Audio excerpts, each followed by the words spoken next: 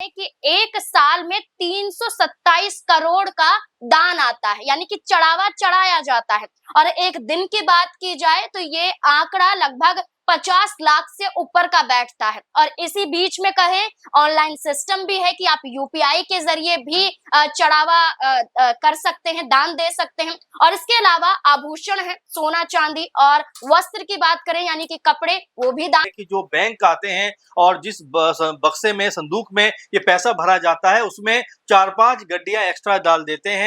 और ये भी कहा गया कि एक बार जब शक हुआ और जब संदूक खुलवाया गया तो एक संदूक में ही तकरीबन 5 से 10 कि भाई अगर मैंने सच बोल दिया तो हंगामा खड़ा हो जाएगा। अभी मुझ में सच बोलने की हिम्मत नहीं है, जिस दिन हिम्मत आएगी मैं सच बोलूंगा, क्योंकि इसमें कोई छोटे मोटे नहीं बल्कि वो कहते हैं कि इसमें बहुत बड़े लोग शामिल हैं, बहुत बड़े नाम हैं। तो जरा देखिए कि जो बात अखिलेश यादव, महाराष्ट्र, तमिलनाडु, केरल, तेलंगाना के बाद अब उत्तर प्रदेश, जहां अयोध्या में बने राम मंदिर में दान को लेकर एक बड़ा विवाद खड़ा हो गया है। और इसी विवाद पर आज हम चर्चा करने वाले हैं। और चर्चा करने के लिए हमारे साथ सीनियर जर्नलिस्ट अमन सर मौजूद हैं। सर, आपका बहुत बहुत स्वागत है। सर से सवाल लेने से पहले चर्चा कर लेते हैं कि आखिरकार विवाद कैसे खड़ा हुआ, इसके पीछे का कारण क्या है, और अब क्या यहाँ राजनीतिक मायने निकाले जा रहे हैं या राजनीतिक रूप से सवाल पूछे जा रहे हैं। हाल फिलहाल में अखिलेश यादव ने अपने सोशल मीडिया अकाउंट से पोस्ट किया, और पोस्ट के माध्यम से उन्होंने ये बताया कि जितने भी श्रद्धालु अपनी आस्था के साथ मंदिर में आते हैं, अपनी दिली इच्छा अनुसार दान करते हैं, उस किए गए दान की रकम को गायब किया जा रहा है। और इस बात की भनक किसी को नहीं, और खुद ट्रस्ट के लोग ये बात को छुपा रहे हैं, ऐसा अखिलेश यादव का कहना है। अखिलेश यादव ने सोशल मीडिया पर जैसे ही पोस्ट किया, वैसे ही राजनीतिक रूप से सवाल जवाब शुरू हो जाते हैं। कई नेता सामने आते हैं, कई चेहरे सामने आते हैं, और ये कहा जाता है एक तरफ कि जांच होनी चाहिए, दूसरी तरफ कहा जाता है कि अखिलेश यादव जानबूझकर निशाना बना रहे हैं राम मंदिर को। अब ऐसे में ये जो पूरा मुद्दा है, इसमें ये कहा जा रहा है कि सपा नेता ने ये खुलासा किया है कि जो दान की गई रकम है लगभग 7 करोड़ 5 लाख रुपए, वो गायब हो गई है। और इतना ही नहीं, ये भी सामने आया है कि जांच हुई और जांच के दायरे में 4 लोगों की गिरफ्तारी भी हुई है। इसी के साथ साथ जो राम जन्मभूमि तीर्थ क्षेत्र ट्रस्ट है, इसके जरिए ये कहा जा रहा है कि जांच होगी, और जो भी निकलकर सामने आएगा, हम खुले तौर पर कह रहे हैं कि गिरफ्तारी होनी चाहिए, जांच होनी चाहिए, और पूरी की पूरी जो बात है वो क्लियर होनी चाहिए, स्पष्ट होनी चाहिए। वो खुद ट्रस्ट के लोग ये बातें कह रहे हैं।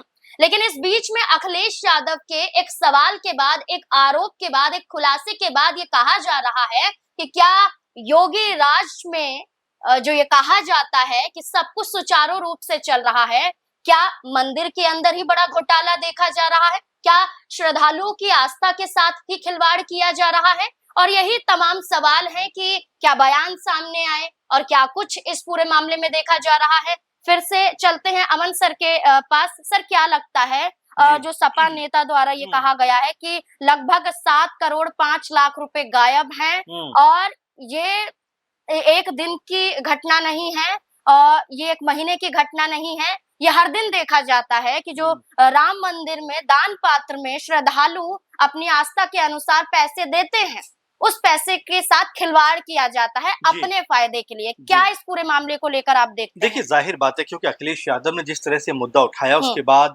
लगातार यहाँ पर देखेंगे बयानबाजियों का सिलसिला शुरू होता हुआ दिखाई पड़ा।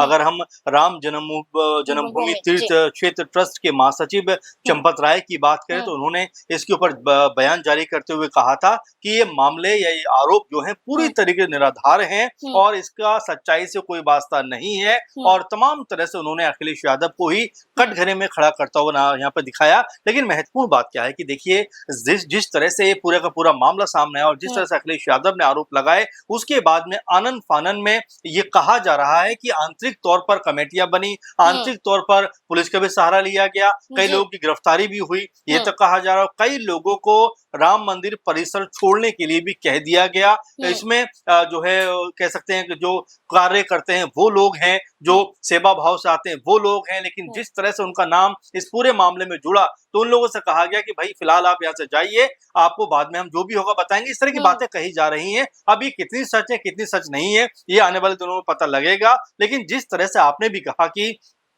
अखिलेश यादव ने कहा कि लगभग रोजाना का ये पूरा मामला है। ये भी कहा जा रहा है कि जो बैंक आते हैं और जिस बक्से में संदूक में ये पैसा भरा जाता है उसमें 4-5 गड्डियां एक्स्ट्रा डाल देते हैं। और ये भी कहा गया कि एक बार जब शक हुआ और जब संदूक खुलवाया गया तो एक संदूक में ही तकरीबन 5 से 10 लाख रुपए एक्स्ट्रा निकले, यानी कि आपने अगर मान लीजिए उसमें 50 लाख रुपए रखे तो उसमें 60 से 65 लाख रुपए निकलकर सामने आए। तो ये अपने आप में बात आ रही है कि अगर रोजाना इस तरह का मामला चल रहा है तो आखिर ट्रस्ट के लोगों ने इसके ऊपर कोई एक्शन क्यों नहीं लिया। सीसीटीवी कैमरे पूरे राम मंदिर परिसर में लगे हुए, तो क्या कैमरों में ये सब चीजें कैद नहीं हुई? अब इसको लेकर अब देखेंगे राजनीति भी चरम पर पहुंचती हुई दिखाई पड़ रही। क्योंकि उत्तर प्रदेश में चुनाव भी है तो जाहिर बात है कि इसको उस तरह से भी देखा जा रहा है, क्योंकि अखिलेश यादव ने जो गंभीर आरोप लगाए हैं। अब यहाँ पर अगर देखा जाए तो ब्रजभूषण शरण सिंह ने एक बड़ा बयान दे दिया है, जो बीजेपी के नेता हैं, पूर्व सांसद भी हैं, ये कहते हुए दिखाई पड़े हैं कि भाई अगर मैंने सच बोल दिया तो हंगामा खड़ा हो जाएगा।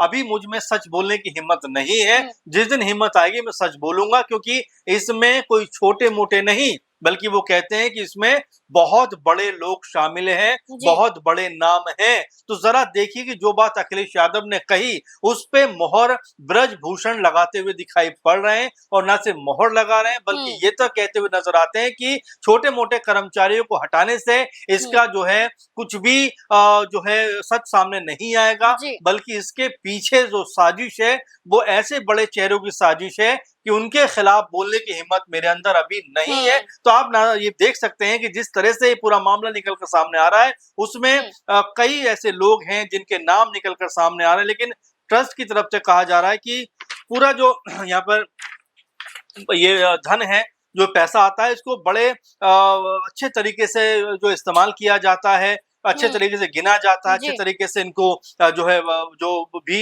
नकदी होती है उसको बक्सों में कैद किया जाता है। जी सर, अगर बात करें ना सिर्फ अखिलेश यादव बल्कि ब्रजभूषण भी यही बात दोहराते हुए नजर आए कि वाकई घोटाला हुआ है और कई लोग इसमें शामिल हैं।